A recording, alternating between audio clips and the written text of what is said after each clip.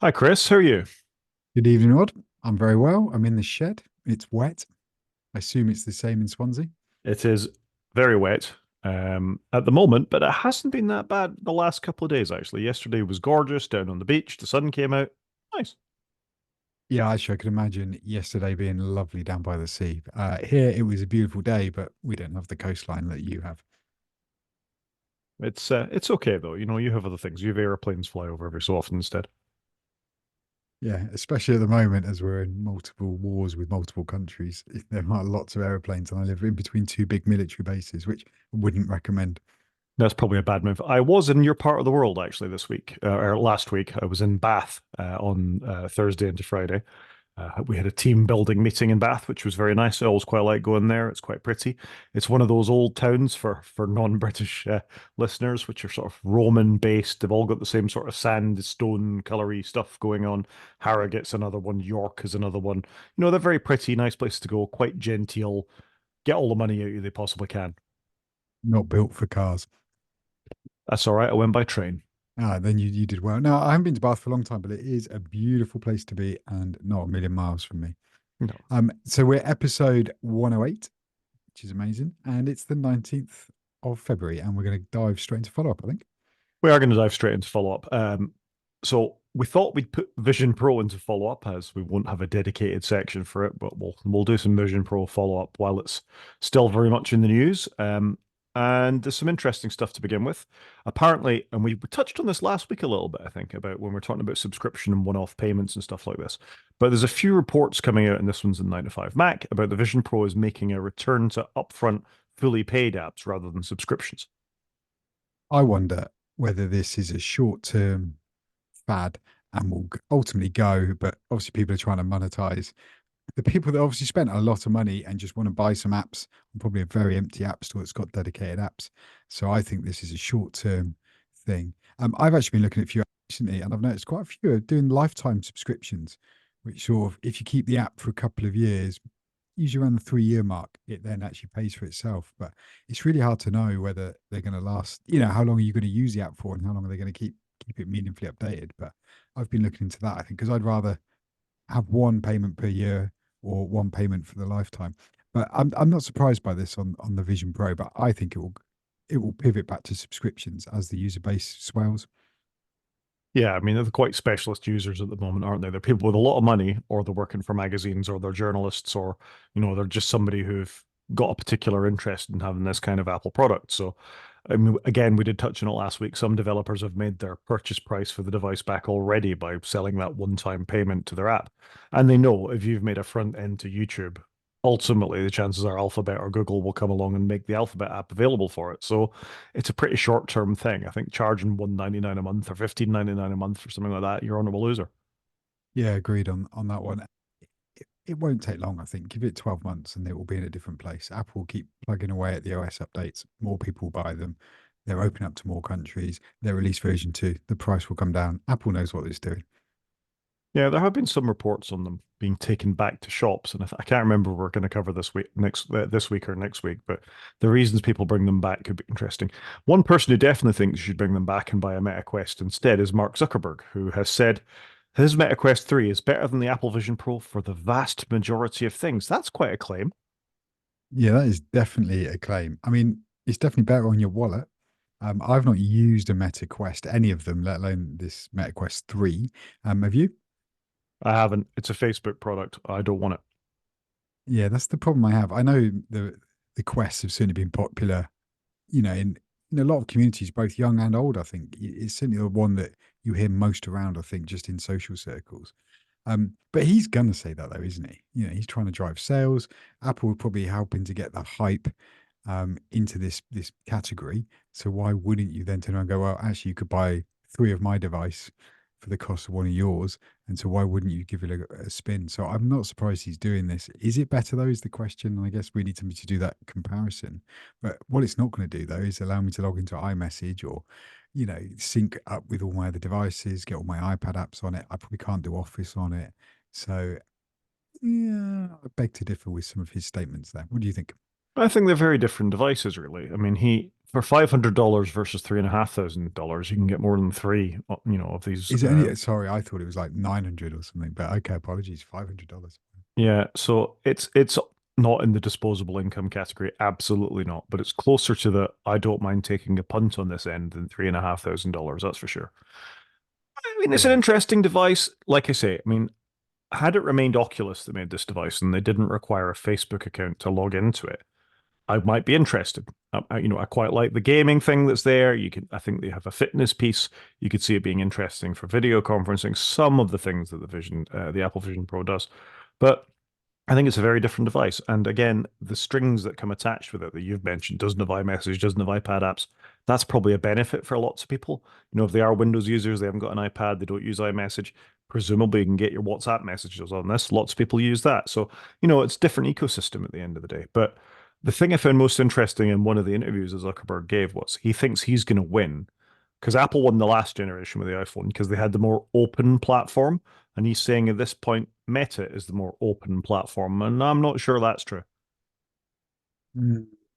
Meta also have a lot of baggage, as you and I have explained, that we don't want to set up a Meta account. So have they, they've got baggage, I think, just on their culture as a company. But if they make a more compelling price, maybe they will win. But maybe this is the Android of the VR market or headset market.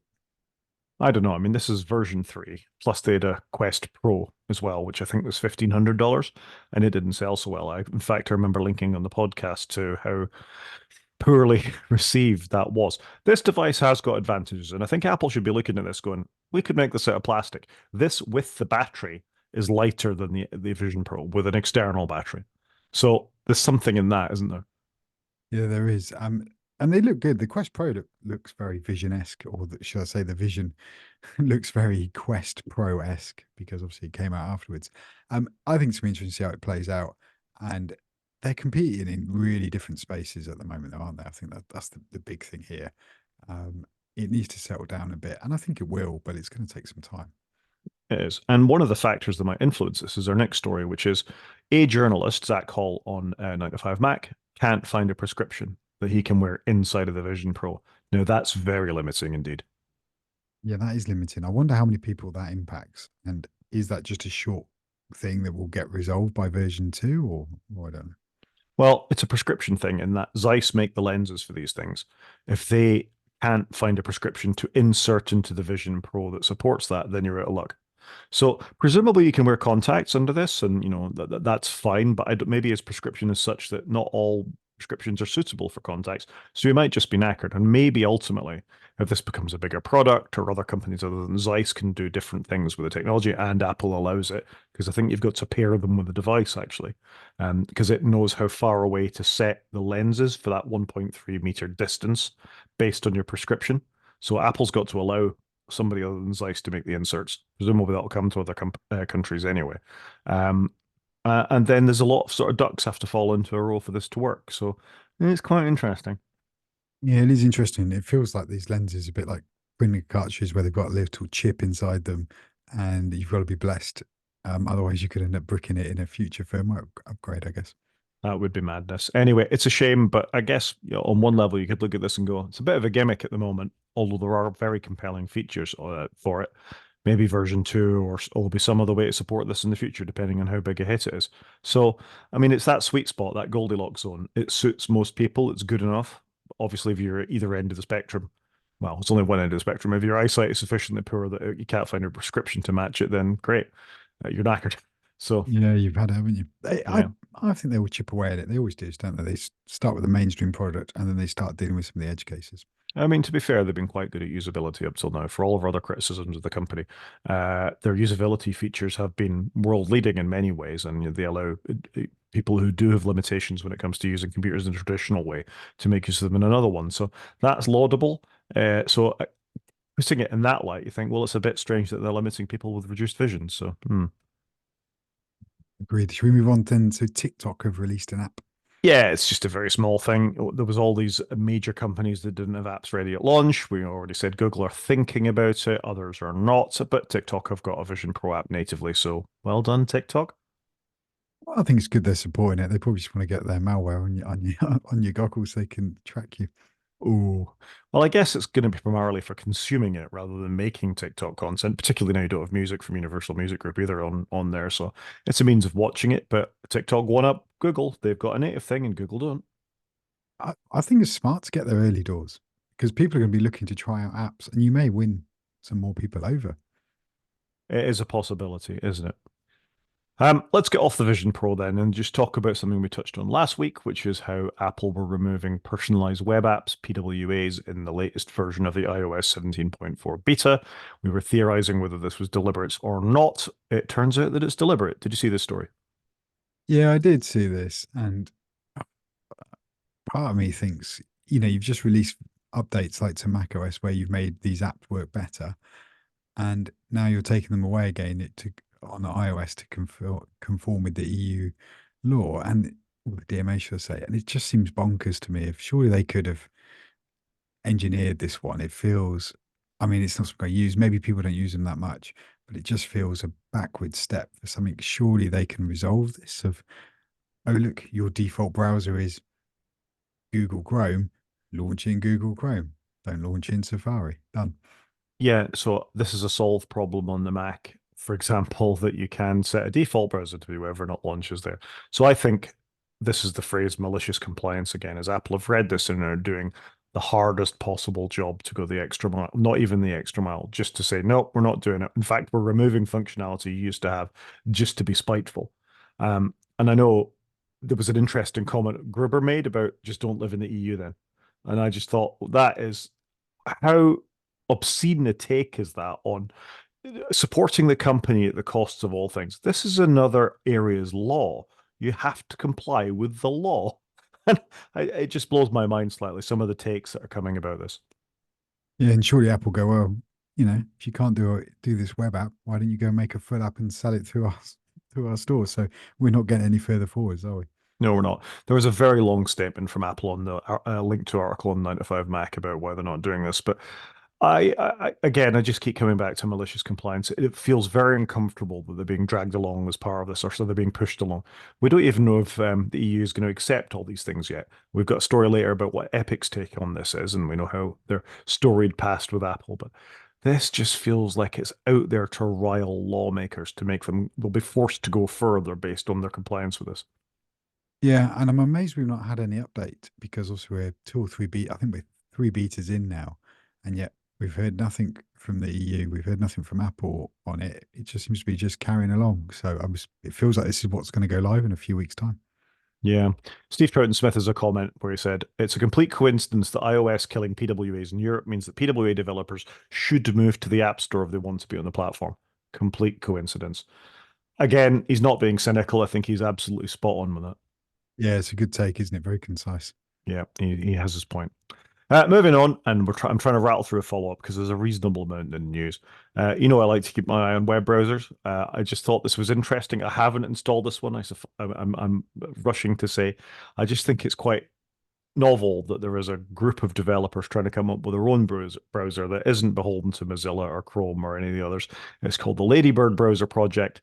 You can download and have a look at it now if you want to.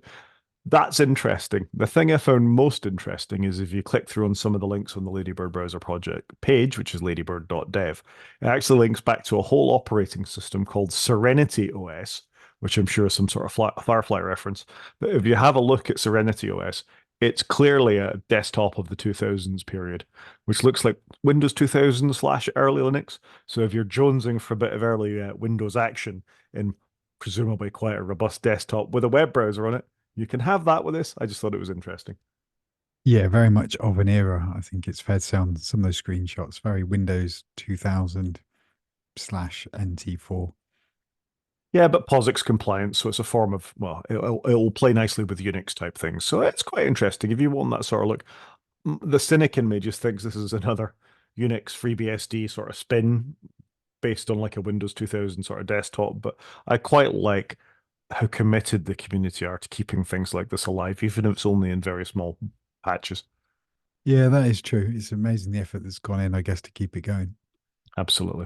Anything else in follow up? No, not that I can think of. I've been away on holiday with my family, so it's been a quiet week for me.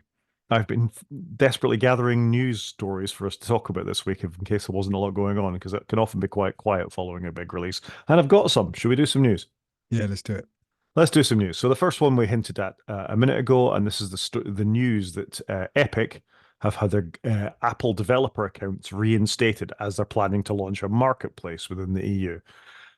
I suppose this is quite good on Apple's part. They could have been deeply cynical and said, no, no, you screwed us over. We're not going to let this happen. You can't have a developer account again. But there you go. They got the keys to the kingdom back.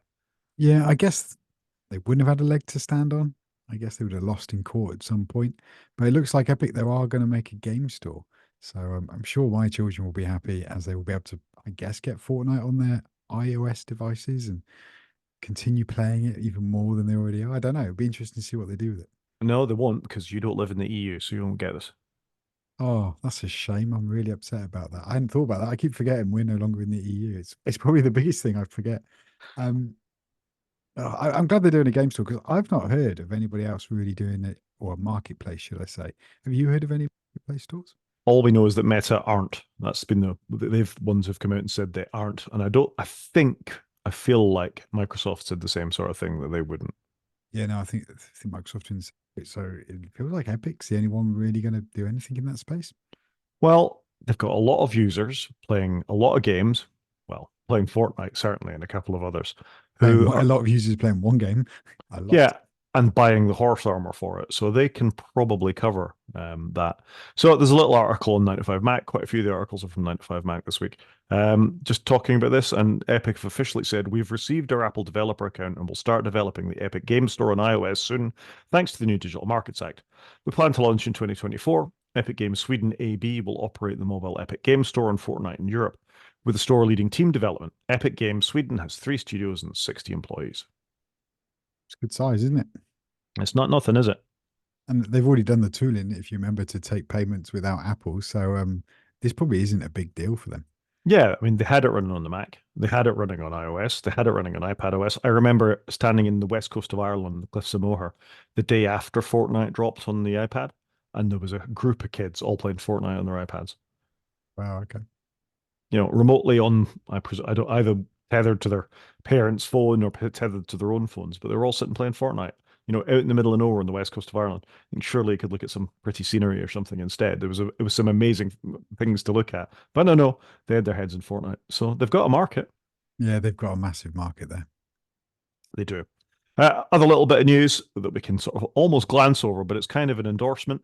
Um, BBC's research and development wing have said they're going to extend their Mastodon social media trial, so I guess they must be seeing some success with that. Yeah, this is really good. I'm quite encouraged by this. I haven't been looking enough, I think, but I'm using Mastodon. But I want to see some more mainstream things on Mastodon, such as the news, some of the Formula One stuff. I used to follow the teams on Twitter or now X. So this can only be good, and I'm hoping there's going to be more, institutions, I guess, doing this kind of social media, and actually starting to embrace the Fediverse, I think as we call it, or the Federated Universe. So no, it's got to be good. I'm excited. I just want to see this carry on. Surely it's great though for them in they've set up social.bbc, but surely it's really good for them because if you're a reporter for the BBC and I follow you, a reporter, and you've got a social.bbc Mastodon account, if you leave BBC, you can't take your social account with you because it's not yours, it's the BBC's. So surely it's got to be a good thing for them in that the corporation can have ownership over that. You've got that difference then between work and personal, I guess, for a reporter, for example. So I hope they do more with this. And I think this is what is good about how Mastodon works, in that the BBC can have their own official Mastodon server instance, in essence, and have their staff, set up accounts and report. So yeah, really interesting this. Yeah, I think it's fair enough. They're going to continue this trial for another 6 months and see how it goes. But, signs must be encouraging. Coincidentally, and it's not linked to in the show notes, I've been noticing on Mastodon, there's obviously been some sort of huge spam attack going on some of the instances. I haven't seen any of this myself on the Mastodon.Scot app, but I think the Mastodon.social is doing this. Apparently, it's a spat between two people. Somebody set up some sort of service on Mastodon.social to spam accounts with a particular username. Um, So that's not great. Eugene Rochko, who's the man who wrote the initial Mastodon client and contributed to ActivityPub, has said it's a fairly easy fix. You just need to turn on some sort of authentication within your users rather than just letting anybody sign up.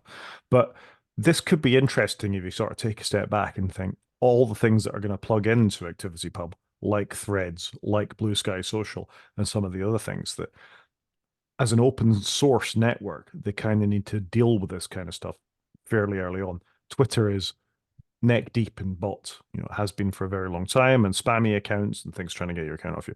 So I feel like they've got an opportunity to do this, and you can defederate. That's one of the things Mastodon can do.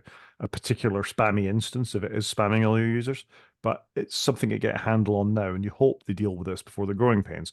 And that combined with big organizations like the BBC and PBS was the other one that decided to leave Twitter altogether, and move to these more open social media contents, that it can only be a good thing, you hope. Yeah, and you're right that they need to deal with this early on. Because if I remember when Elon bought Twitter, all he kept going on about was all the bot accounts, and not really actually doing anything for what most users would notice. So it'd be interesting how they deal with it. I've certainly not been impacted by it, and I am on Mastodon.social, but I've had no issues. It's a good thing. Moving on, the US Patent Office has confirmed that AI can't hold a patent. Well, good. I think is the only thing I can say for this. But the fact that this even went to some sort of court case or had to be investigated, it shouldn't be a surprise that generative AI, like an LLM, could own a patent to something. Do you reckon the AI submitted its own request to the US Patent Office to ask the question? If it did, it would have been really badly filed. Maybe that's part of the problem. It's factually incorrect. Yeah, absolutely. It's referring to some patent that doesn't exist yet and probably got the address wrong in the patent office. Anyway, it has ruled that only natural humans can apply to patents after it denied the petition from a researcher, Stephen Thaler. Thaler added the AI system he created, Davis, as an inventor in a patent application. A US court upheld the patent office decision. So good. Move on. Yeah, it's amazing. It's even a thing that's reported as news, isn't it? It is madness. It's absolute madness. Another thing that's madness is, and it's just we're just checking on this to confirm the continuing fall of VMware following the Broadcom acquisition. Last week we reported on the free desktop client being removed. This week we're reporting on the free hypervisor being removed. This is a little more traction in sort of the homebrew community. A YouTube video of a group I watch called Serve the Home, who sort of review little desktop PCs and switches. It's them I found my 2.5 gigabit Ethernet switch through, for example. Talking that this is going to be a big deal. Lots of server admins get their start in learning about this kind of stuff on their home equipment, and lots of them used the VMware hypervisor for this. So I really think this is Broadcom cutting off the noses to spite their face. It didn't cost them anything. They just got a slightly more relaxed license version of the proper account. People got used to it. Those people could walk into server admin roles in corporations. So the little guy's getting hurt on this one. Yeah, it does feel this was a spreadsheet exercise. Somebody's looked at it and they've gone, right, we're going to buy VMware. We're going to cut all the free stuff.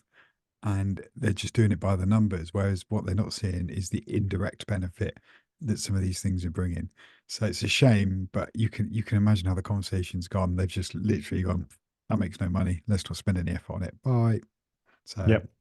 yeah, it is worrying to see how Broadcom are handling this and so quickly. Yep.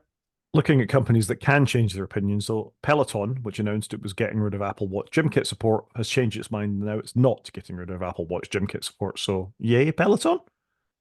Well, considering Apple were going to buy them not long ago, that was the rumor, wasn't it? But yeah, this whole gym kit, I've not heard much about it for a long time. I'd forgotten it was a thing, but it might have been funny if I was buying something for the home. I probably would want gym kit stuff because then I don't need other apps and services. I can just have it all on my Apple Watch in the app, in the workout app. All but works better than some of their other integrations with things. Yeah, this is interesting. I'm speaking of Threads specifically there, and radio and Massa and all that kind of stuff, which doesn't work at all with HomeKit. The sort of kit support, HealthKit being the most obvious one, I think is quite well supported. For me as a researcher, I've tried a few times to make use of ResearchKit within the Apple operating systems, and it's not kept very up to date. Whenever I go delving around, you're almost back in Objective-C land to get it to talk to some of the Swift stuff, and that's very off-putting. I don't remember any Objective-C. Lots of square brackets, if I remember correctly. Um, It is a problem Apple do have though. They're so big and they run so thin that I just don't think they have enough people to keep everything going. And it's frustrating because sometimes, a one person show or outfit can keep an app more current than Apple can with all of its apps. Whereas it makes you wonder, like, do they not have people working full time on some of their frameworks and on their apps to just to keep them up to date and current? Because like Apple Music Classical, if it was an indie app, it would have a lot more releases than what it has. But because it's under the big behemoth, you just don't see the regular little and often updates that you get. Yeah, it's a bit of a shame for them. Apple Music Classical is a perfect example of it not going well, really. It's sort of dripped out, very poorly maintained release of Apple Music Classical has not gone well, and I think this is another instance of that. You're quite right. And no roadmap either of this is when we're going to be doing an indie developer will often go, right, I've just done the iPhone, that's my biggest market. I'm then going to do the watch, I'm then going to do the iPad, and you can see them ticking off as they go and they share it quite often. Whereas obviously you get none of that with Apple. But you look at Marco Arman is a good example of this, or Steve Troughton Smith. You look at them and they've released the new apps for the platforms as the platforms come along. And I understand Apple have got to develop the thing as well as the services and software that's on there. But if an indie developer can manage it, why can't the device manufacturer? How hard is it to update? Pick something terminal, for an iPad. They don't want to, that's one thing, but it's not that hard really, is it? If it's already running on the Mac, it's got the same fundamental operating system. All right, the sandbox is slightly different, but Macs are sandbox these days as well. It's not that big a deal. Agreed. Moving on, Apple appear to have got away with iMessage being classified as a core platform in the EU. We've talked about this a couple of times, but now it's actually confirmed. iMessage is not core platform, Edge isn't core platform, and Bing search. They also avoid all the regulations that come along with that, confirmed by the EU. I guess it's blessing and a curse because yeah, we're not in the walled garden, but boo, we're not big enough to be in the walled garden, and so they've got to admit that they're not as big as some of their peers. I'm amazed by all of it, to be honest, because Edge is installed on every Windows PC. Who knows what the active user base is? Messages, come on, I literally live in messages, and that's the way you get hold of me. But I know I'm an outlier, and I You're know definitely WhatsApp is far bigger. you're definitely an outlier. The requirement for iMessage to be a core platform would be it has to serve at least 45 million EU users monthly and be controlled by a firm with at least 75 billion euros. So they passed the 75 billion euros, but clearly most EU users don't. There's a lot of Android users in the EU. But if you'd have said to me, are there more than 45 million EU users in the iMessage users in the EU? I'd have gone, yeah, easily, surely, but obviously not. They said it's 7% of their revenue, right? Yeah, for app stores, yeah. But you think even 7% of the EU population must be quite a lot. I'll have to do some quick Googling and see if I can figure out what No, those it's not are. 7% of the EU; it's 7% of their user base. Apple's global user base. True, but that's not a lot of people globally. Is it? Most of the users in America, for example, I think it's about Yeah, okay. 50-50 in the UK, So I've said before, it depends where in Europe you go for my sort of Yeah, you uh, see pockets of it, don't you? just to see pockets of it. So Spain, nobody was an iOS user. Sweden, everybody was an iOS user. You know what I mean? So it could be related to, gross domestic product or what the average income of your household, of what your population is, or I'm just going to nicer bits because I'm there as an academic and I'm, visiting conferences and things like that. So there's a lot of variables in that, isn't there? Yep. I'm just amazed they've got 45 million across the whole of the EU, though. But hey ho. I think they do, just nobody uses it because, like I say, you're an outlier. Yeah, I'm definitely an outlier. So next up, then we've got potential new HomePod references in tvOS 17.4. Surely there's an event coming, and we're going to get. I know we're going to talk about it, but we're going to get absolutely everything at this event. I reckon. I don't think we'll get this at this event. I mean, we'll talk about the event later, but this is specifically we're talking about a home pod with a screen. So a home pod with an iPad mini nailed to the top of it is sort of the thinking. It won't run iPad OS, it'll run some variant of Home OS, I presume. Yeah, I think this is a Frankenstein device. You're going to take a HomePod, you're going to put basically a TV OS inside it with an iPad mini screen on the front of it, and there you go. You're not having a full blown iPad with everything it does, but you're having in essence tvOS. I think this is kind of cool. It's cool, but I won't buy one. It's cool, and I may or may not buy one. You like your HomePods though. Do you like my HomePods? Apart from when I go, hey, thingamajig, play me some music I like, and it was playing Taylor Swift this morning, and I was like, I don't even know what this is. I had to ask it who sings this because I didn't know. But it seems slightly different for me on that. Play music. It's not playing music I like. No, this isn't an issue. Everybody likes Taylor Swift. It's a fact. But it's not stuff I listened to in the past. So why it's put it on? Maybe it's trying to correct me. No, no, no. You don't understand. Everybody likes Taylor Swift. I've got nothing against Taylor Swift, No, but no, it's no, just no, not no, no. stuff I listen to. You've just got it wrong. Everybody, the HomePod's not wrong. You can't beat the algorithm, Chris. Everybody likes Taylor Swift. But I've had this a couple of times. I think I said to you before. It was playing Britney Spears last time I said play something I like, and I was like, "Where's all this come from?" Because it's not from my musical history. So something is broken with the HomePod there, but I do like my HomePods and I use them a lot. Yeah, they're unreliable. They occasionally pipe up and then don't, and I'll stick to my Sonos equipment. Thank you very much. No, that is fair enough. But I'm sticking with the HomePods for now. So I Fair am enough. interested casually in a HomePod with a screen just to see what it's like. But let's see, let's see what they come out with.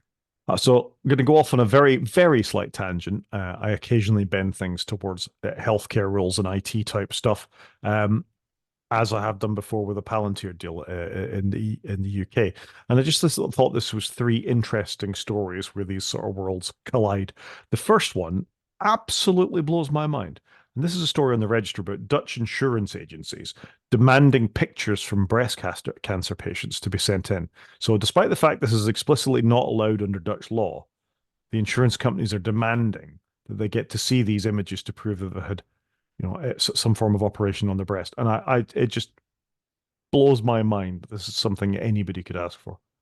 Yeah, I'm not comfortable with that one iota. That's not right.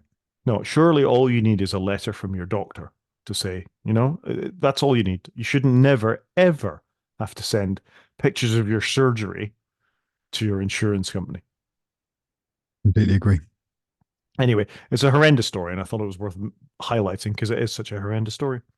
In a slightly, well, differently horrendous story, apparently half the population have had their data nabbed in a massive insecurity breach in France. 33 million people had their data pinched as a consequence of this. Juniper network leak. Bad. That's not good, is it? There's so much data leakage going on at the moment. Well, you think if you're in any sort of position in a company to talk on your cybersecurity, highlighting articles such as this might not be a bad thing to do. It's a fair point, and I am the face of cybersecurity where I work. Um, but this is ridiculous. This is just so much data. It's just yeah, a ridiculous amount I can't even comprehend. And here's the thing. The source of the leak was Juniper's support portal, which was apparently found by a 70-year-old intern to allow searches on the name of any customer and then to produce a list of devices that had acquired and registered Juniper. Juniper has fixed the flaw, which appears to stem from improper configuration of Salesforce software as a service portal. So there's a lot in that, how that got put out, the fact that it's actually a flaw in a subsidiary or a superset of the software that they're buying. This is really not good. 33 million people's medical details is a huge breach. And again, as we've said a few times, you take that and you take the last password dump and you take the various other massive security, 23andMe, presumably there's lots of French citizens make use of that as well. You know an awful lot about people based on all these leaks that have happened, subsequently over the years, and it's only getting worse. That stuff will pitch up on the dark web instantly. Yeah, you can really start building up a profile of somebody with all these leaks. The more services somebody's been subscribed to that's then had a leak, you can understand a lot about them, passwords, dates of birth, identity theft can start coming in here. Yeah. And the third one, and this is sort of healthcare adjacent more than anything else, and it's Microsoft have won a deal with the Welsh NHS worth almost £500 million. Now that's a big deal. That's a lot of money. It's a lot of desktops in the NHS. As someone that used to support Microsoft desktops in the NHS, and I know how dependent the NHS is on Microsoft software. It's a bit weird, really. You think, why should they be? I know for a fact in Wales that the big patient administration system is actually a homegrown thing. It's not a Microsoft platform that it runs on. It runs on Windows computers, obviously. But it's basically or used to be a sort of VMware sort of thing where you would remote into an instance of the PAS and you'd get it for your hospital and off you'd go. So the a lot of the core systems aren't necessarily Windows dependent, but the secretarial stuff are the sort of day-to-day operations of sending appointment letters or writing up reports on surgery or that kind of stuff. Things come together in Excel spreadsheets. All of them run Windows desktops. So it's a lot of workers in the NHS. And if you think it's like that in Wales, what's it like for the rest of the UK? Yeah, that's a fair point. It's a lot of money though, isn't it? Especially in an organization that's probably not brimming with lots of money right now because we've heard all about how they're struggling in the NHS trusts. Um, that's a ridiculous amount of money, isn't it? It's impressive though that they write or used to write their own core platform because that can be significantly cheaper.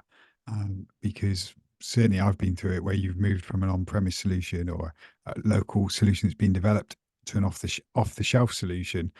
The costs spiral very quickly. They do, and you got to be careful with patient data, as we've just seen from the French example. It is an interesting sort of concept, and every so often you hear about German local government and things like that trying to go a more open source route with things, and some of them come back to Microsoft platforms because it's not just the end users that expect to see what they see, but it's the people that have been supporting that software for years and what they're comfortable with. But as you've just said, if you're a server administrator in the Welsh NHS and you're running, I don't know, VMware, you know, on a Windows Server platform or something like that. There's a huge amount of money wrapped up in these deals, and a more broadly fair competition between various software vendors, as we've seen in the English NHS and Palantir and NHS England, might be a fairer way to do this if it rather than just always buying blue and buying Microsoft again. It's hard to change vendor though, isn't it? You end up with vendor locking quite easily. I said at the start of this podcast, it's the cost of buying out you need to ask. Yeah, that's a good question. Yeah, absolutely. And this has just reminded me to put something into media for later that I want to talk about. Tell us about the next story. So this is the European Court of Human Rights, and they are banning weakening end-to-end encryption. Thank you very much. It took somebody to come out and say it. So this was where EU was looking at having a backdoor into end-to-end encryption. Um, and finally, they've gone, no, you can't do this. So that can only be a good thing. I know here in Britain, they were looking at doing it too, or in the UK, should I say. I don't know when do we get an answer on that? Is that soon, or is this going to apply to us here in the UK as well? Well, it is exactly what they were trying to do. And with the whole thing about Apple saying they'll pull out of the UK if they have to publish software patches to the government first rather than doing it. And I don't think there's been a decision yet. I think it's still floating around the House of Lords somewhere. That will probably be there for a long, long time, just brimming away. But no, it's good that this has been stopped because it just completely undoes the whole idea of end-to-end encryption if it's not end-to-end encrypted. It's absolute madness. And again, this is to Apple's point would be this is why you push back against some lawmakers because they make bad law. I don't think that's mostly what they're doing with the DMA, but there are definitely instances where you can make bad law. So next up, then we've got Musk's X. X is just a rubbish name, formerly Twitter. Apparently, it's sold check marks to Hezbollah and other terrorist groups. Just the whole Twitter X thing. I'm amazed it's still even going at this point. I thought it would have been kaput by now, but maybe they have to sell stuff to Hezbollah just to keep the lights on and the servers running. But it's just bizarre. Well, we know the advertisers are running away, don't we? And he's presumably personally bankrolling it to a huge amount. And I don't think we need to spend long on this story, but apparently, if you spend $1,000 a month, you become a verified organization, or individuals can have over $200 a month. And if you're a terrorist organization, maybe that's one way to get your social media message out there. It's bonkers, isn't it? I'm gonna have nothing to do with it. I don't even know if I've still got an account. I thought were they all getting deleted? I can't remember. I think if you don't use it for 18 months or something like that, they get deleted. So mine will be the same. It will go eventually. Yeah, I don't need to hold on to my handle. I barely used it. So I just liked it because it was a good stream of tech news and, as we talked about earlier, other news. But should we move on? I think because I it's think got let's move on. I mean, just to your point on Formula One quickly, and we'll slightly cheerier thing is there's an account called SportsBots XYZ that will take the tweets and convert them into Mastodon versions, so you can at least still consume the media, certainly on the MotoGP side of it. So I'd be very surprised if there wasn't a Formula One equivalent for that. Yeah, there probably is. I'll be honest, I just haven't gone and looked for more stuff. Occasionally, what I do is I just follow other people that come up or get boosted. And I every now and again I'll go off and have a look for a bit more content. But I should make an effort and have a look. Definitely. Do you want to tell us about a new Leica Q3 camera? Yeah, so I didn't want to end on talking about Twitter as our last news item, so thought I'd just stick this one in at the end. So I do not own a Leica camera, but I've always wanted one. And I was just looking at this, and it looks very similar. This is the Leica Q3's just come out. It's a full frame camera. It's got a fixed lens. I just think it looks stunning. It's a beautiful thing. It looks modern, but yet classic, if that makes any sense. And it looks just like the Q2 that came before it. Um, so I then went and had a look at Q2s as well, and they're not cheap like a cameras, but they look stunning. So this particular one is £5,000. All of a sudden, Vision Pro doesn't seem too bad. The Q2 is about £3,000 second hand refurbished. So it just shows you they really hold their value. And if you want some cameras that 5, 6 years old, they still are selling for £1,000 a piece. So they really do hold their value. But I just think it's a beautiful thing. I really like their website. It's very Apple-esque, their website. Very nice design. It actually looks like they've got a good companion app that goes with your Leica camera. But no, just thought it was nice if you want to go and look at a nice bit of hardware. And occasionally we talk about like teenage engineering when they release um, some new equipment. I think Leica's in the boat, and some of the photography on it's stunning. But yeah, I've always wanted a Leica, can never afford one. You could buy, I can't remember, is it Oppo phones have Leica cameras built in? I'm not going to buy a phone that's not. But no, am I? I'm just saying, you could have a Leica lens at least. Leica do actually do like an Instamatic camera for about £350 here in the UK. Um, but the specs are not that great as you would expect. But it's kind of a cheap way of getting a Leica. But I really fancy one, and I was half debating: do I sell because I've got a bit of gear? Do I sell it and trade it in to get not this model? I'd get a second hand, much cheaper model, but I'm debating it. So I might actually talk about this in the main show. I wasn't going to. I'm going skiing next week. I have various movie cameras and things to we should maybe have a very quick discussion about for main show. We can then move it to follow up the week after. So while you tell us a little bit about media, I will try and add some things into the main show. Okay, let's do that. So first up, then we've got Amazon Prime. I think there's a theme here with some of the media, the stuff that's going on. So Amazon Prime are dropping Dolby Vision and Atmos unless you pay more. Now TV, which I recently signed up for the incoming Formula One season, do something similar. You can buy a boost pack. We've seen it with Netflix where you pay more to get the Ultra or the 4K picture quality. And then we've also got Disney Plus. I think they announced their increase back in November. We talked about it. But it's just hit me now. I've had an email from Disney saying you're going to pay £109 per year because I normally do the per year subscription, and that's gone up from £79. I think I was comfortable when it was under 100, but seeing £109, I was questioning how much do I want Disney, or maybe I'll do what I do with Disney Plus, like I do with Netflix, where I just buy it for a few months, cancel it, wait for the catalog to refresh, cancel it, and like I said, I do that for Netflix, but it's getting expensive to be a cable cutter, and I think it's getting even more expensive, which is something we've discussed before. Yeah, I'd go along with this. Amazon Prime has caught me this week. I said last time I'd got the warning at the start of Amazon Prime that you're going to get adverts, and I went fine, whatever. I'm not paying anymore. I feel I already pay too much for Amazon Prime for the amount of content I watch on there. Fair enough, they might get it back in what we order as part of the Prime subscription. But if they're going to start nickel and diming this up like this, it does become a pain point, and to the point that do I need all these media streaming services? How much Netflix do I watch? How much Disney do I watch? Could I drop in for a month, binge the things I want to binge, and then get out again? I probably could if I focused. Yeah, it's possibly different in your house. You've got older children than I have. Mine don't. We don't watch a huge amount in Disney. My son's having a Simpsons kick at the moment, but equally, once that's over, if I cancelled it, I think it would be fine. Um, I did mention to some friends of mine that I do the Netflix, keep it for a couple of months, get rid of it. He looked mortified that I wasn't permanently subscribed to Netflix because I guess that's how he watches a lot of content on there. But I think it's the way to go at the moment. Why not pick and choose when you want it? So it's interesting seeing that they're really starting to take things away and then upsell you on them and introduce adverts. I think we're going to see more of it. I wonder whether Apple will do something similar or whether they will just leave it as Apple TV Plus. I think while you're the small guy, you're the loss leader. That's what Netflix did for a long time. It's what Amazon Prime did when it started out until they got to enough. Either they were losing enough money on the content or they felt that they could get away with it, that they took people on the series that they brought along.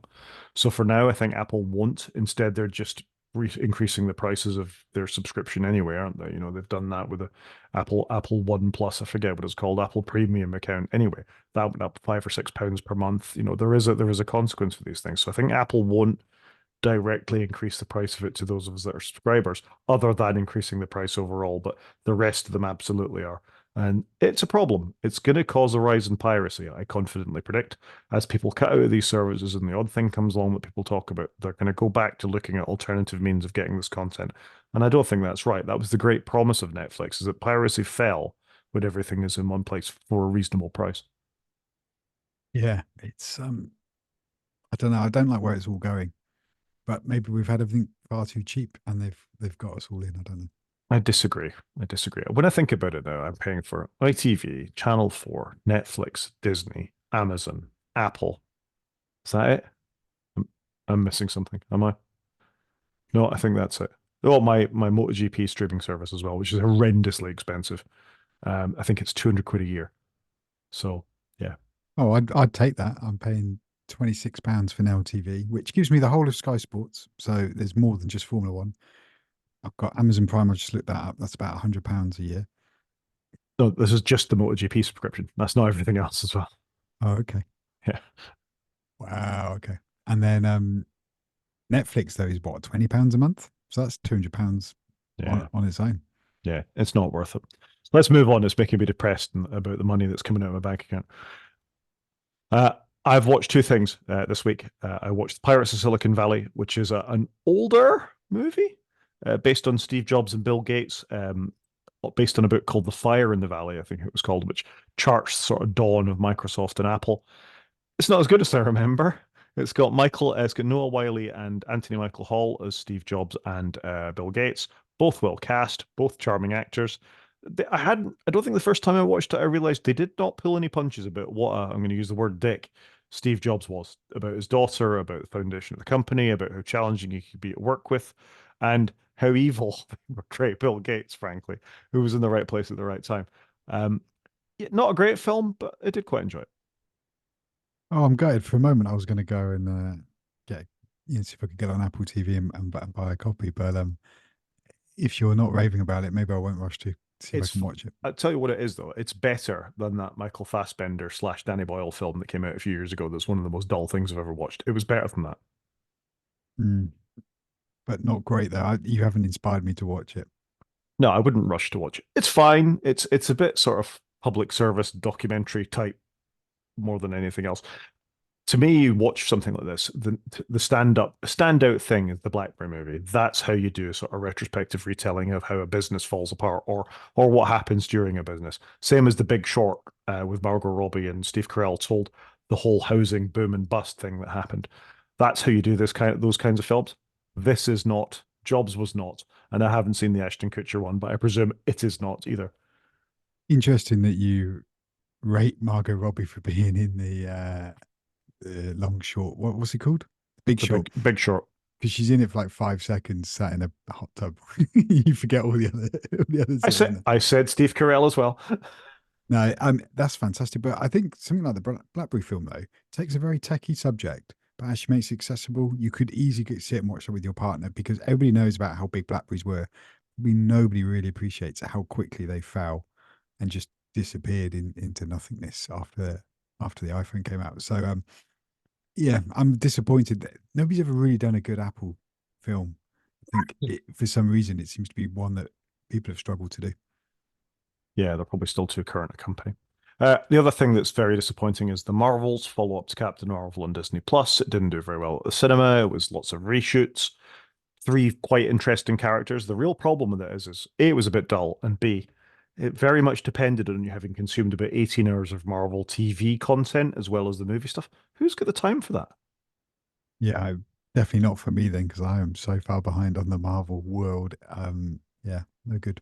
And at this point, I don't think it's worth investing in it. Have you got any media stuff to report on? I've got one coming up at the end for my thing of the week, so I will save it for then. Fair enough. Moving on, very rapidly clip through games. Just an interesting story on a game called Immortals of Aviem, which neither of us had any interest in. I did see a couple of the sort of streamers I follow on YouTube review it. This game, which is sort of a first-person shooter with a magic theme as opposed to the usual guns type theme, was built in the new Unreal Engine 5, I want to say. It looked amazing, beautiful game. They spent $125 million on it, and it died almost straight away because nobody bought it. And I just think That's a lot that's of money. it's a shed load of money for an amazing looking game that was all right. I don't think it was any better than all right. But they're trying to build a AAA title from the ground up, and it just went nowhere. And it shows how hard it is to get into the market of AAA shooters like your Battlefields or your Call of Duties or these kinds of things, and how poorly it can be received. I gotta say, you don't know your market very well by trying to do something unique like this. They want guns and ammo, which is sad. There probably is. There's got to be a market for a Magic game, but it's probably not a £125 million investment market. That's the problem, isn't it? No, and you look at the review from Rock Paper Shotgun, which is where the article is referenced. Alice found things to enjoy in her Immortals of Avium review, while also finding it repetitive, shallow, and lacking punch. So, if you can spend 125 million and make a very average game, that's bad. I mean, you can buy a Stardew Valley, which did not cost 125 million dollars, was a passion project, or a Threes, or indeed a Slay the Spire, because I've got to mention them. It's contractual obligation at this point. They didn't cost that, and you get far better return on your investment. So interesting. Yeah, I completely agree with you. And sometimes it's the underdog games that perform better, that haven't had the big budgets, that are a lot more aggressive, that actually pay off. Totally. Another game that occasionally games get remastered. I know you like the odd remastered game, and Tomb Raiders 1 to 3 are now available in a remaster. Do these tickle your fancy? Tomb Raider 1 does, just because I played it when it came out and it was new, it was different. But I was looking at some of the screen grabs and yeah, it hasn't moved on that much. Because I still remember some of it. Obviously, they've got a side by side in the link and it's improved, but there's only so much you can do to that game, I think, to improve it. But some of the textures in the 2D, like fauna and stuff and trees, it, it it was great at the time, but it obviously hasn't aged well. I would be tempted to play it for a bit of nostalgia, maybe if it's on sale or something. I don't think the graphics are the problem. I don't mind the graphics looking a bit chunky. It's a remaster. It needs to look something like the original, in the same way your Command and Conquer remaster that you've talked about a few times has the spirit of the original without being exactly the original. This particular case, they've seriously messed up the controls, it would seem. So why take a control set that's well understood? People are going to buy this game only want the original feel to it. That's what their muscle memory will be about for playing a game like this. So I don't understand why you'd mess with that. No, that's true. If this is on sale on the Switch, I'd probably pick it up just to have a go.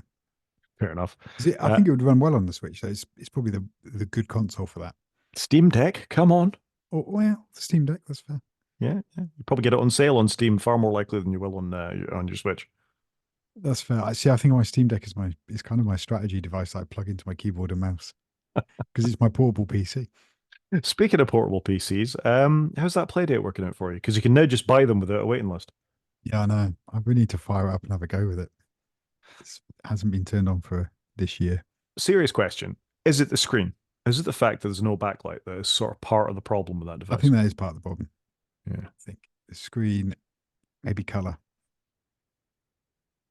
Sadly, I it's a think great device. But But this is it. We have expectations now, and isn't it interesting for not a lot more money how much more value you've had out of the Steam Deck and Nintendo Switch? Because nice big bright screen, the graphics wouldn't matter so much, but you need a backlight. You need a backlight. I completely agree. My son was talking about Switch the other day. He says, I'm playing Fortnite on it and it keeps crashing. He says it's out of memory or something. And I go, well, you've got the latest Switch. He goes, yeah, but we've had it for 8 years. I was like, yep, still the latest one. Like they haven't superseded it. So it is Yeah, interesting. I think the Switch, in hindsight, was incredible value for money. Yes, it cost £300, say, but the longevity of it as a console is amazing. And they still brought out games late last year. They've got some coming out this year, and this is first party games.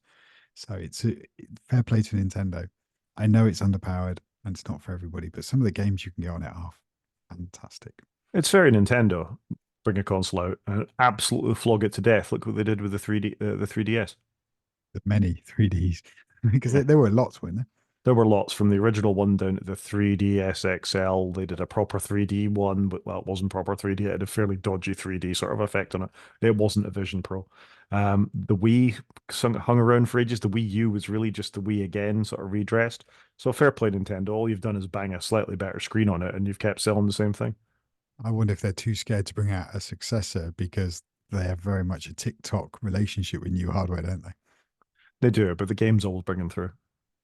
True, the games do, and the Switch has got some amazing games. So I'm still enjoying my Switch from time to time, and it's probably the right console I should have bought and not bothered with others because I just don't have the time. Fair play. I had all the thoughts about that, but they don't matter right now. Should we go and do a quick main show? Yeah, let's do it. So we're going to talk about three things. We were only going to talk about two things, but I decided to talk about cameras as well at the last minute, as you've heard live on the show. The first one is this. In the last week, there's been a couple of stories about generative AI for video. And this sort of dropped the first thing I'd seen with a bit of software from Apple, or at least a prototype bit of software from Apple that's only available internally, called Keyframer, that will generate an AI and animation from a still image and text. So this is an immediate development of what we talked about last week, where they could show a picture and you'd say, make the sky a little bit bluer, make the handrail a little bit more orange, and it would respond to that. And I thought that sounded quite interesting. It's probably going to be done in quite an Apple way on images on your device using all the power of what's on there. And interesting that it's probably going to be slightly open source as well. Did you see this? Yeah, I did see it, and it is interesting that Apple are playing a little bit out in the open, which I think we did discuss a few weeks ago. But they also haven't dropped anything saying that iOS 18 won't be the biggest release, won't do AI as we're expecting it. So I wonder if there's some truth in those rumors because they haven't openly come out and combated saying, no, that's not what we're doing at all. So it does feel like Apple are getting comfortable with AI. So it's going to be interesting to see what this year is going to bring. Maybe this is the year of AI for everybody other than Microsoft. Um, but yeah, I'm curious to know what Apple's stance is going to be on it because they're obviously, there's like create an image in Photoshop and you to be slaved away on it, or you can just tell the computer to do it and sit back. So it's going to be interesting to see how they package all this up. I spent quite a lot of last week trying to make an infographic for work. So it's 90 seconds long. I sat there in DaVinci Resolve, might be my app of the week some week, and using Apple Motion to generate the 3D motion effects. I'd look at Blender on the way, which is a way of doing 3D graphics, and is easily the most complicated looking program I've ever seen in my life when I opened it up. So I immediately shut Blender down again. Um, but I can just about get by with Motion. It's like Keynote on steroids, really. So I was quite proud of my thing in the end. And then this Apple Keyframer thing came along during it, and I was thinking to myself, I could really use that right now when I'm trying to make a visualization of what I mean by pseudonymization and how codes are replaced and how names are replaced and all this kind of stuff. And I'm trying to think of an easy way to display that so people will understand what I'm talking about. Being able to describe that to an AI and it generate that based on and then iterate based on what I'm saying next and clarifying what I mean and all the rest of it would have been tremendously powerful. And I don't think the keyframer thing does that. But at the same time, or immediately afterwards, OpenAI of ChatGPT fame introduced the Sora text to video AI model. Did you see this? I hadn't seen it until you said about it, and then I had to look at the Verge article. Mind blowing here. What I don't understand with OpenAI is how are they doing so much? We talk about Apple not being able to maintain some apps. And then here we've got OpenAI. They've said their board kerfuffle late last year, and yet they just seem to be releasing stuff every other month, if not every other week. And I'm amazed they've got AI doing all of this because obviously they're also powering Copilot, Chat GPT, and now that you can make a video with AI. This is insane. And it's absolutely incredible. So there's two links in the show notes. There's the Sora article on The Verge, as you've discussed, and I've linked Marquez Brownlee's take on it as well. And as usual, Marquez does a fantastic job of talking through where we were a year ago. And he starts with the Will Smith eating spaghetti AI model, which, if you haven't seen, I mean, it's slightly amazing for how it's recognizably Will Smith and he's eating spaghetti, but it's very wrong if you look at how he's eating it. I mean, it's very wrong to where we are just 1 year later. And some of the images and the videos that they go through in the Verge article that he goes through as well are amazing. And it's not till you watch them on a second pass you realize what's wrong with them. And without spoiling too much, you watch, for example, the way some of the actors in inverted commas walk. The legs aren't right. You know, they never look right when they're actually sort of moving around, and they're very bad at hands as well. But in general, on a first pass, to generate something like an infographic, these are almost movie-looking quality. And this is just you describing the scene. It's just mind-blowing. It is, and all right, there might be some minor issues with it at the moment, but it's only going to get better, isn't it? You know, it's going to go one way, and I think that's the thing with AI at the moment. It's still new for all of it, but it's an amazing start place. But I just don't get how OpenAI do so much in so many different areas. They're just, I don't know, because they're doing the whole of Copilot for Microsoft. They're doing, they've got, making 2D images. They've got now doing videos. It's mind blowing. But they've got AI. So it's self fulfilling. Well, no, but I think if you're happy with it and embedded in the ecosystem, you can get it to help quite a lot. Yeah, true. Yeah, I guess. You know, this is your thing. You've built it. The models we've got access to in ChatGPT 3.5 and ChatGPT 4 are the tip of the iceberg to what they'll be using internally so they can develop the next thing. So presumably, as they're doing this, they're making use of the state of the art for what they have internally. And everything that's falling out of that, be it Copilot, be it DALI, be it the Sora thing, are what follows along. So what they have is more advanced than what we have. What we have, we want to get better. We have to pay them for. Microsoft certainly have paid them. It's fascinating times. And again, Marquez says it well. This was a year. Where will we be this time next year? I mean, it's more terrifying for those of us that are a bit skeptical about some of the implications of the large language model and some of the AI technologies that are coming along here. But it's a time of amazing change. Yeah, and I've just got Copilot at work, so I'm looking forward to trying that out. I've got some visualizations of data to do, so I've got the raw tabular data, and I'm going to try that out. That's something for tomorrow or the day after, and I've got some presentations to write, so I am going to try and use it. I am worried that we've had it for a few weeks, but you don't instantly think to use it if to click the Copilot button. But I think that's just building up confidence with it, and yeah, I'm keen to explore it a little bit more, I think. So we should keep watching what happens in this space, I think. Absolutely. And if you haven't seen it, go and have a look at the Sora videos because they're really quite remarkable. Wrong, but remarkable. Yeah, but it's good to keep an eye on what is happening in this space. Absolutely is. Do you want to tell us about the rumored Apple March event? Yeah, so apparently we've got a March event coming and they're going to release everything that I want. So I'm quite looking forward to it. So there's a link to the Mac Rumors article, but sorry, to the nine to five Mac article. Um, with everything they know so far, and it lists obviously when previous events have been. And to be fair to Apple, they kind of have a routine, but equally they also do things in their own time. So, the events have ranged anything from 8th of March to the 20th of April. So, some point in that sort of 6 week window, we should get an event. And the rumors are we could have new iPad Pros and new iPad Airs. And we may get new MacBook Airs, which would make sense. And we may get a new iPhone color. We've had that a few years in the past. And will we get Vision Pro in more countries? So I was then going to just go back round and tick some of these off. So Vision Pro in more, sorry, go on. I think we'll get a Mac Mini as well. I think we'll get an M3 Mac Mini. Yeah, so I wouldn't be surprised if we'd get a Mac Mini. I've also noticed your displays are on sale in a few places. So are they offloading their channel stock? You could see it though if they released a Mac Mini or a Mac Studio that actually we're going to refresh the display at the same time, or they may not do that at all. We carry on with the displays. But I could see Vision Pro come to more countries because they've said it's before WWDC. Even if they don't do it there and then in this March event, they may go coming on the 1st of May, for example. You'll be able to buy it in non-EU countries here probably at the moment, because I'm assuming the Vision Pro App Store is not linked to the new EU DMA laws. I don't know how all that works. New iPhone color, that may well happen. They've done that for the last 3 years by the looks of it. So it will just be the iPhone 15 in a color that very few people buy because we're 6 months into the life of that product. And what horrible pastel color will they put the iPhone 15 in? Or maybe they actually put it in their colors in a color that you could have had back in September.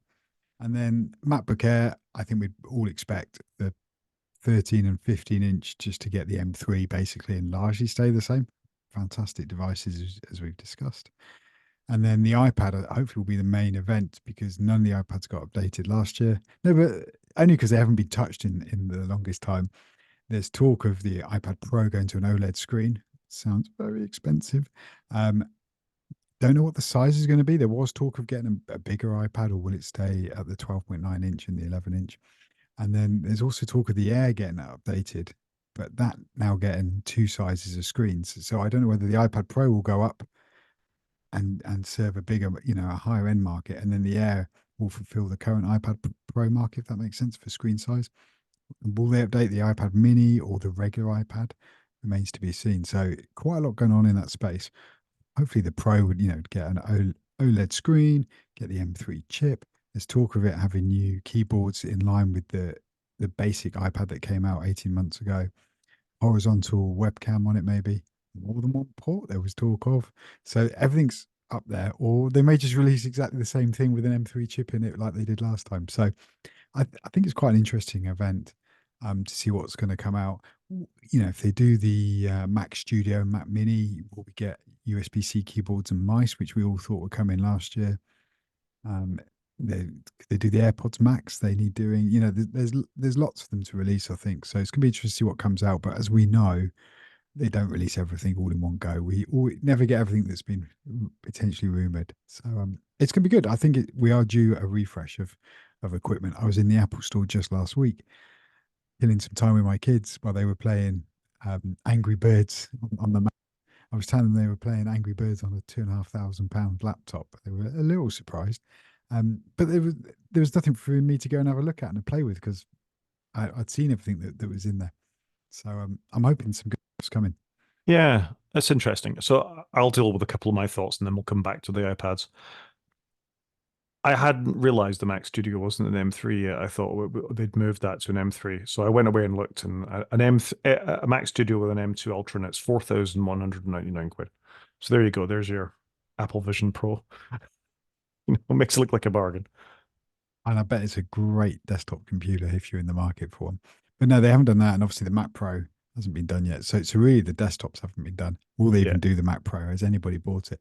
I think anybody's bought it. Again, I agree with you. I think if you want a powerful Mac desktop, you get a Mac Studio.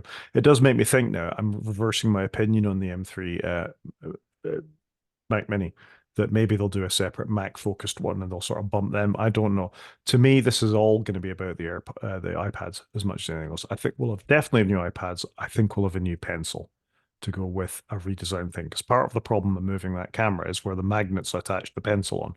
And I think that's why the latest iPads didn't support the newest pencil. It still supported the old pencil, so you needed to daisy chain a lightning pencil into a USB-C one, or whichever way around it was, USB lightning into USB-C, yeah, in order to charge the thing. So they must design an Apple Pencil 3. It must work across a greater range of devices, and they may as well throw M3s into the iPads when they're at it.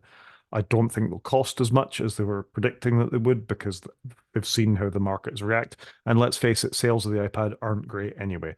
They need to do something a little bit different to get you to upgrade your M1 iPad, or me, or anybody else on the Pro side of it. I think the Air's in an okay place, but should be upgraded with OLED screens and all the rest of it. It's already got an M1, so it makes sense to do that too. But they need to harmonize that line. They need to sort out the pencil and they need to sort out the keyboard story. So if they do all those things, that's great. I hope that's good enough to get the iPad through so they can get to a point where they can evaluate the software again. Because again, the Vision Pro throws into stark relief how poor the software experience is on the iPad. A Vision Pro, all right, it's twice the price, depending on which iPad you get. You can tile the windows where you want. It runs largely iPad software. It's running a slightly better version of the chip that's in the iPad. No, you can get an iPad with an M2, and that's what's in the Apple Vision Pro. So they need to sort out the software story on the iPad, and better iPads with a consistent lineup with a working pencil would be a great step along the path to doing that. I don't know if they ever will. Maybe that's me wish casting.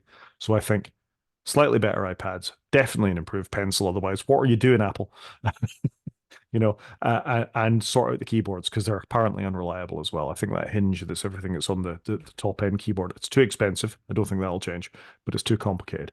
I mean, your other port in an iPad could just be an improved port on the back of that case. Let's face it, the rumor mill might have that wrong. But That's my feeling is that they'll definitely do that. And I agree, it would be nice if they did the MacBook Air as well, because it's their big seller, but that's my feeling on it. Yeah, I think you're not a million miles away. The big keyboard, I'm trying to think what the name of it is, the Mag keyboard, the Magic keyboard with the trackpad and what have you on it is a keyboard, but it is unreliable. I've certainly had to replace it a couple of times. The port on it is useless because it's a slow port that takes little charge. So I certainly think there's a lot they can do there. I'd be honest, I'm just put off by the potential cost of what this might be for me to replace it. Will it be much different to the experience I have today? So I'm curious to see what they do, but I'm a little skeptical because I largely use my keyboard and mouse on my desk. I've got a 5K studio display on the thing. So I'm not actually using the iPad that much. I'm not traveling as much as I used to. So I'm probably 50-50. Whereas maybe a year ago, if you said there's going to be an M3 one, it's coming out, it could have new keyboards, new cameras, I'd probably jump up and down for it. But let me review that statement once we've seen what they come out with. I mean, they have said part of this will be a bigger trackpad on the new keyboard case. What is the point? The point is you can lift your hand up and poke the screen. There's enough space on that trackpad to do almost everything. It's a really good trackpad on the case. It's the reliability. I don't think just making it a little bit bigger so it looks even more like a MacBook when it's in the case is a particularly useful thing to do. No, agreed. I'm curious. I am curious on it. I'd probably like something a bit lighter, same sort of size I've got now, but just a lighter device, much lighter keyboard. The keyboard makes the thing twice as heavy as it could be. So curious, but I'm not 100% dead set. Whereas, like I say, historically, you said new iPad's coming, I'd be there for it, especially when I've got one that's what 3 years old now. Yeah, I mean, that's quite telling, isn't it? And you even tried an M2 one and didn't think it was sufficient to upgrade. No, no, it was not worth the extra money because it came out at about £400-500 more expensive, and so you're already a big leap up. So it wasn't worth it for me. I'm going to finish this with a thought exercise. If you buy a Samsung phone, you've got this DeX software. You can plug it in, and it gives you effectively a version of Linux running out the back of your phone. So you can take advantage of your big screen. You can use the built-in Android clients and run mail and all the rest of it. And all right, Android's a little geekier than Apple, but how amazing would it be? You could plug in your phone, you could plug in your iPad, you could plug in your Vision Pro, and you got that consistent Mac operating system running out the back of it for those that wanted it. Only for those with the right dongle, Apple could sell you it for another 800 quid or whatever it would be. But to give people who wanted that consistent experience between devices, that experience would be massively valuable, I think, and wouldn't hurt Apple in the slightest that they could do something like that. If Samsung can do it, who are not known to be the great software vendors, amazing hardware, but not a patch on the software that Apple are reputedly able to ship. If they can do it consistently, reliably with their DeX deck, and it's well received by the people that use it, I think Apple are missing the trick in making all the devices a bit more consistent and usable. And would be compelling for you to upgrade. If you could plug in your iPad and have a Mac-like experience just by sticking a USB thing in the bottom of it, you would be a much happier camper. Yeah, or equally, if I could just plug my phone in and have an iPad experience and just take my phone with me to work, oh, that'd be amazing. And for the future, when you've got your foldable, you'd want that. When you've got your iPad mini that unfolds to be a much bigger thing, what runs on that? Is it iOS or is it iPad OS? I think the walls are going to start to get confusing again in a world where an iPhone can be the same size as an iPad mini and an iPad mini can be the same size as an iPad Air. Because the limitations of the software, you're going to be banging your head off them very, very quickly at that point. It would be super interesting to see if they rename it and we go back to iOS for everything because iPad OS is not really that much different than iOS. It really isn't. Anyway, that was my thoughts on that. Apparently, there's some sales on, or was that related to what we were talking about? You think? No, Yeah. I just think they're emptying their channels. So, like I say, studio displays, iPads are on sale. The iPad's been on sale on Amazon for a little while. I think they've been on sale in John Lewis here in the UK. So it's just interesting seeing that maybe they are trying to flush the channel of some devices.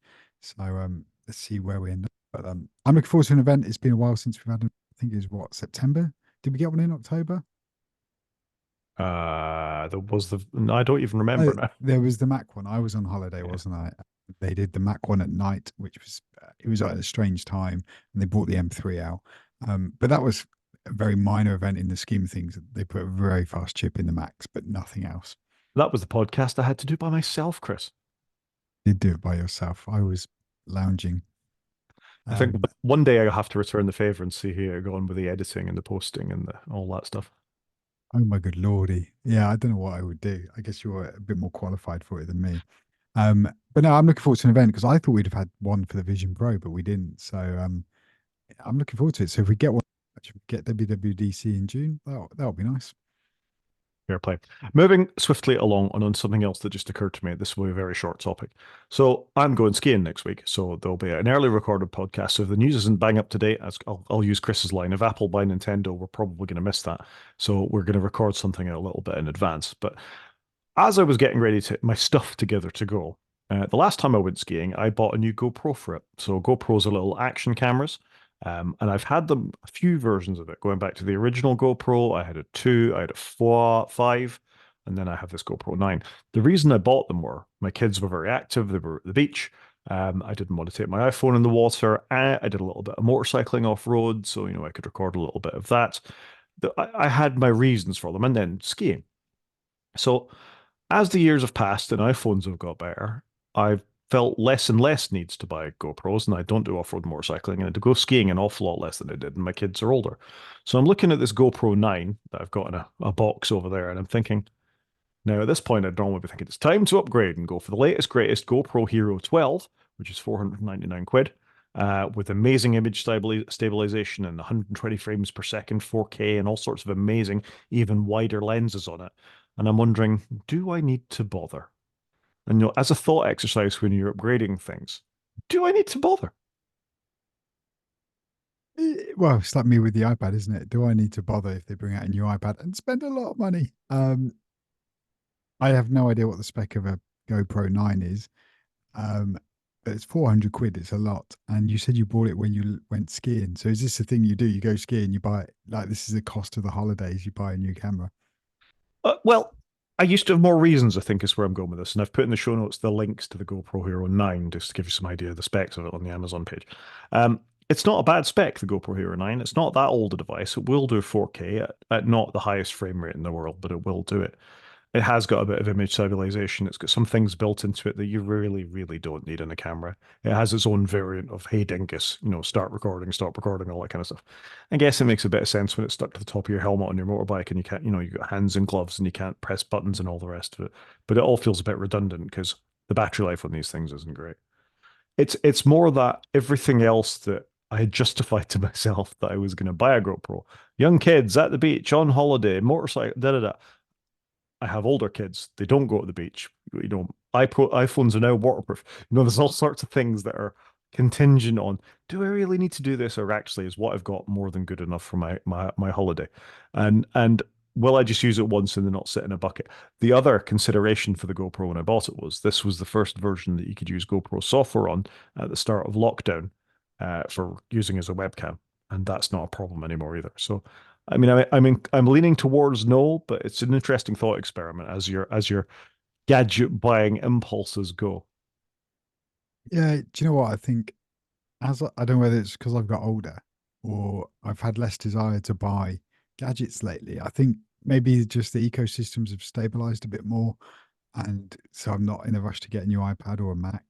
Uh, Looking at this, the one you've got, I pulled a face, it does 5K video, which I didn't think 5K video was a thing. I thought we did 4 and we did 8. I didn't realize there was a 5K, but it looks a great spec what you've got. I think the benefit of having a GoPro though is that you probably don't care about it as much as you would if it was your phone. And whilst it's not disposable, if you broke it, the world wouldn't. Whereas if you broke your phone, it's 3 times more expensive device. You'd be a lot more worried around it. This thing's obviously built to be bolted onto things and thrown around. So I can 100% see why you'd have a GoPro, and they're obviously leaning massively into that market of, this is the go anywhere camera that you don't need to worry about. Um, but I think if you bought one, it would be like my play date and just sit on the side and annoy you because you spent 400 quid on it. I think you're probably right. I think you've helped me make a decision there. Thank you, Chris. That's useful. I hope that was useful to listeners who may be in the same situation or yeah, if somebody's got a GoPro 12 and wants to get in touch with me before I go on Saturday, please do. But I think that's helped make a decision. Thank you for that. Yeah, I think maybe if you had one that was HD, not 4.5K, that would be the difference. But you've got such a good one, and it does look a great spec. So I would stick with it. Fair enough. Thank you very much. Anything else from Intro? No, I don't think so. I enjoyed that. Brilliant. App of the week is fairly simple this week, but might be useful for somebody who's moving Macs or things around a lot. This is a piece of software where you can keep your settings in sync between devices. So not just your apps from the App Store, but the actual settings. So next time you install a Mac, if you want it to persist all your particular customizations for logic or what the filters you had in motion or whatever it is that you really want to, the desktop looking a particular way, your terminal configuration in a particular way, this you can actually back up on there. So you can restore all your stuff from the App Store and restore everything exactly the way it was in terms of your configuration, which is probably quite unique in many cases. I just thought it's quite a cool piece of software. It's called Mackup, and it's open source. And when you click through to the open source link, it lists all the apps that it will do the settings for. Somebody's gone through and listed all that and put hyperlinks into the app. It's quite a directory of apps, to be fair. It's a very impressive little piece of software. So if you are the kind of person that wants to persist all that stuff, this is quite cool. Yeah, that looks good. Looks good. So my thing of the week is I've gone for the Grand Tour, which is season 5, I think. So this is the penultimate show. So they're going to do one more afterwards, which we don't know what it is. They haven't released a trailer for it, but this one's called Hand Job. It's on Amazon Prime. It's Clarkson, May, and Hammond. And do you know what? I sat down with my children on Friday night. And the three of us sat and watched it, and everybody watched it and thoroughly enjoyed it. It was, if you liked Top Gear when they did it, it was just that, but they're in the desert. And it was good. It wasn't groundbreaking. They didn't do anything they normally do that involves 3 cars, some modifications, driving lots of miles, stupid humor. But actually, my kids and I enjoyed it, and it was nice to have a couple of hours just sat on the couch watching the show with them. And some of the direct, the camera shots, the direct bit, fantastic. Just what an amazing place. They're in the Sahara Desert. Nice. I had seen the trailer. I thought that looks exactly like Grand Tour slash Top Gear looks. Yeah. I thought I might get around to it at some point. Yeah, I think I probably just enjoyed it more because I just had 2 hours with my kids. So it was just to sit on the couch, they found it funny, and it was just something we shared enjoyment of. So if I was watching on my own, I probably would have been less fussed. It may not be my thing of the week, but I think because I watched it with my kids, it was just a nice thing to do when you want to kill a couple of hours by going, that kind of thing. Yep, sounds like a good thing to me. I will check it out. Maybe not this week. I also need to follow up on Mr. and Mrs. Smith at some point as well. Have you seen it? I watched another episode. You haven't got to the end yet. No. Yeah, we should discuss that when you get to the end. Okay. All right. Good. Okay. And on that piece of intrigue, we can call that a show, Chris. Well, you should have said, and on that bombshell, because that's how they end I Grand was Tour. I was going for the big theme without it being copyright. Okay, so if anyone wants to get into contact with us, Rod is at g5maniac@mastodon.scot. I'm at _CJP at mastodon.social. You can check us out on YouTube. We probably need to find a short link, but you can go to our website, which is That is a short link. Thank you very much. If you'd care to check the short link for the YouTube link, it's now a short link.